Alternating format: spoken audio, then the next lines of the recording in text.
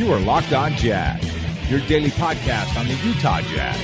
Part of the Locked On Podcast Network, your team every day. It is Locked On Jazz for the 17th of July. Summer League in the books. How did the Jazz fare?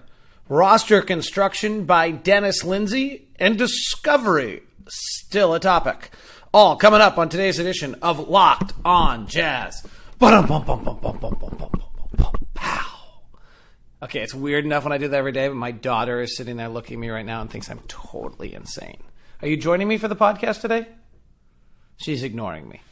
All right, we are actually out of town, and so I'm just trying to bust one out for you today. So I have something for you this week, because otherwise I think there's a chance you would not get anything. I'm not sure when I'll, maybe Thursday, maybe Friday. We'll start probably moving toward twice a week coming up here as there's not as much news to cover. We talked about the 3 signings by the Jazz the other day, and we'll dig a little bit more into what Dennis Lindsay did with roster construction here on today's show, and then wrap up Summer League. Today's show is brought to you by Murdoch Hyundai. A lot of fun things going on with Murdoch Hyundai. They've got some great deals heading your direction prior to July 24th. So warming you up for a little Pioneer Day. And by SeatGeek. Using the new promo code LONBA, you can get $20 back on your first purchase with SeatGeek. All right, I'll tell you more about each of those in a second. Let's go with Summer League. I really think it was a great success for the Jazz because I think it showed them what they wanted to on Dante, that he had made huge strides. I think it renewed some interest in Dante, and he showed some signs in the second half of last season, but got lost a little bit. I think it showed the Jazz that he is working, he is committed. That was the number one question, is whether this guy was going to put in the time and effort. He was a better player. He showed a left hand. He showed a jumper off the bounce. He looked a tremendous amount better than he was when we saw him last at the end of the season. His skill is this incredible speed. I mean, even in Summer League practice, he's just outrunning everybody, even when they do the sprints. And can he learn how to play inside of that speed? And can the Jazz put him in positions in which he can use that speed, which is probably a spread floor, open lanes to drive, and things of that sort. So that, I think, was a huge plus. Donovan Mitchell, there's a chance. I'm trying to quell the enthusiasm. Let me rephrase that. I just want to let him have room to grow. But you don't want him. Let's take best case scenario. I would say that Kyrie Irving took over his franchise too soon, too quickly, without any ramification for behavior. I think the same has happened, that Russell is a little out of control at Oklahoma City. You've got to keep the team balance still going to be able to have success, and that is where. So let's let Donovan just kind of develop. There are high hopes. I mean, this kid could really be a 1-2 combo who scores at a great rate, defends at an incredible rate. I said to someone who I trust very much, what about a comparison to Avery Bradley? And their comment was, he's just so much more skilled.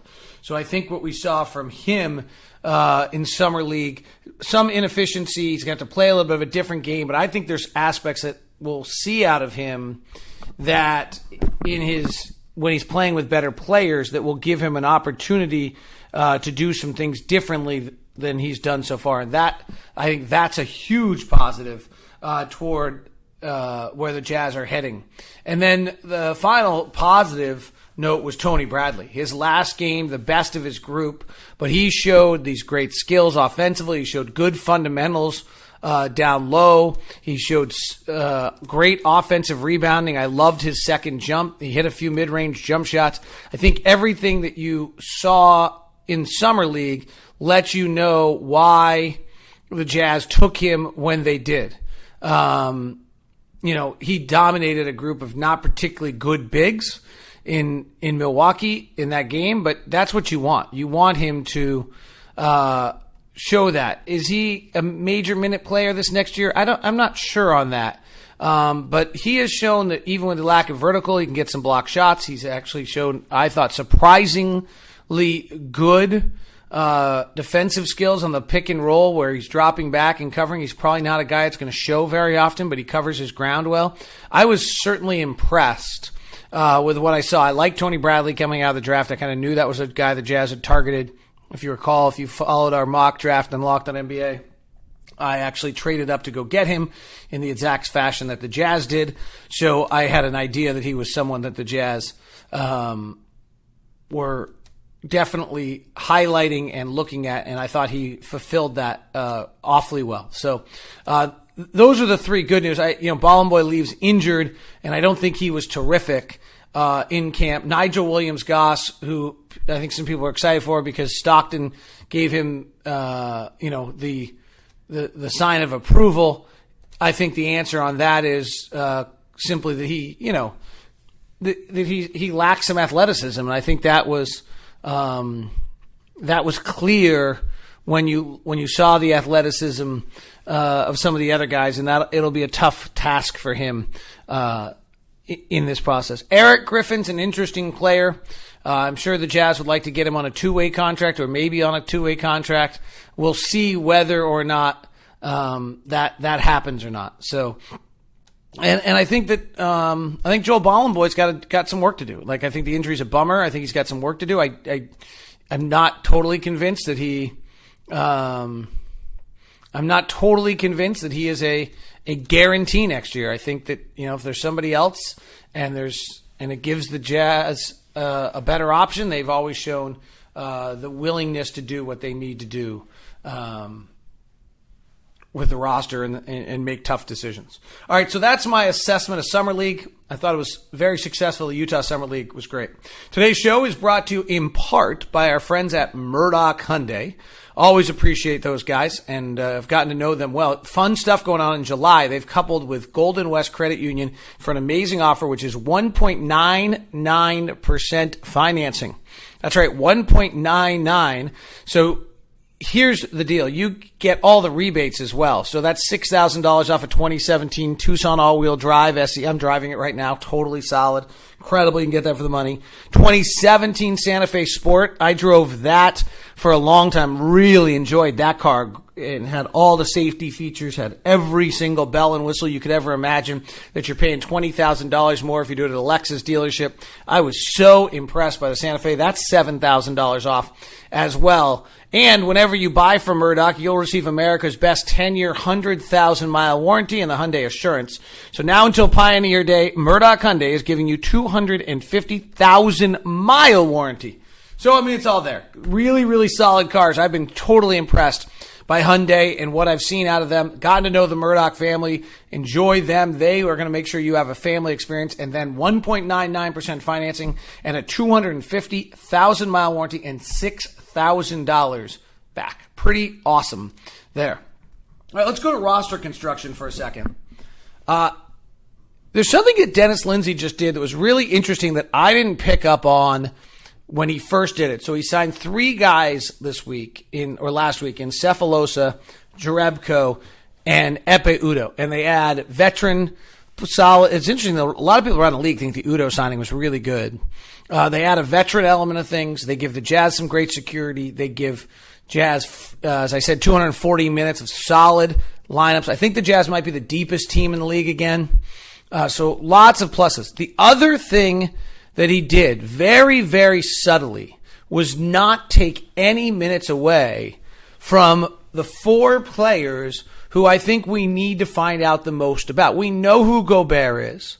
We've got a pretty good idea who Favors is at this point. We know who Joe Ingles is. There aren't really any other players on the Jazz roster who, in this upcoming season, that I would say I'm looking to learn about, but they just had their minutes taken from them. But there are 4 players that in this year I'm going to learn a lot about. There's a huge discovery to Ricky Rubio in a different system on a different team with a larger role. Can he create for others? Can he win? Does he shoot better? Like, is he Jason? The Jazz analytics show that he's kind of on pace to be Jason Kidd at the same time in his career. Is he really going to improve his shooting at that level. And if he does, then holy smokes, what do the Jazz have? There aren't many players that average 9 assists and 2 steals. Is it suddenly all of his plus-minus numbers show in the positive direction and help the team win? There's a lot of exciting, to me, discovery in Ricky Rubio in this upcoming season.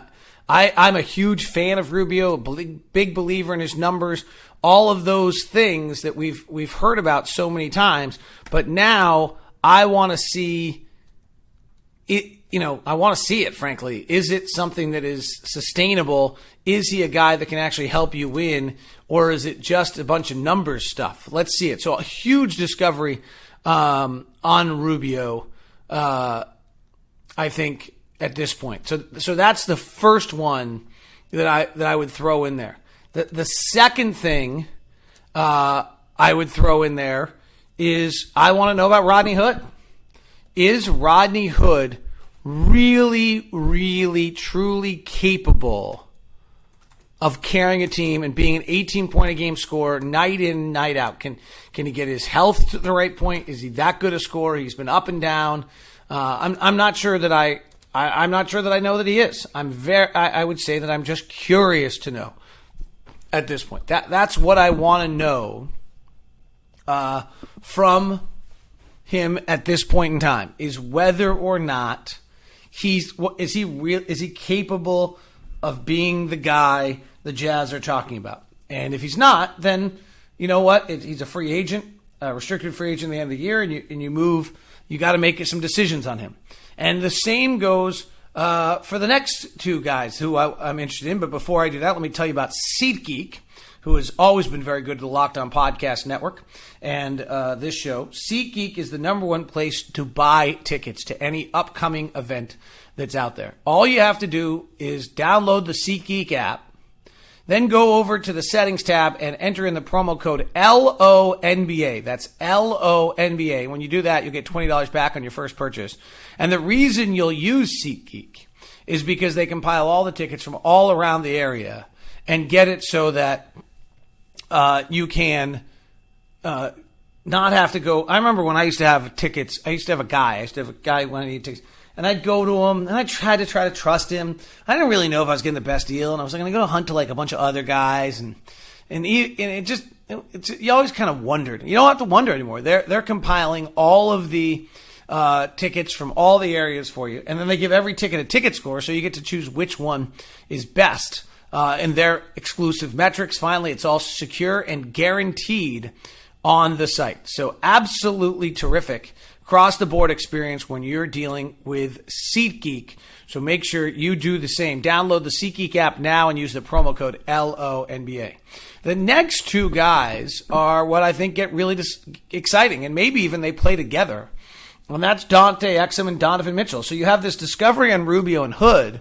But I think going back to what we were talking about Dante and getting him on a spread floor and putting him in personnel positions where maybe he's not running the offense anymore. Now he's maybe playing the off guard, or he and Mitchell are playing a little bit together and they don't have to be. Or maybe it's Exum playing with Hood and Ingles does a bunch of the ball handling and we let Dante go without that burden and he doesn't get stymied by it and let him just kind of play with a reckless abandonment at his speed and learn how to use his speed as well as letting him learn how to use his speed.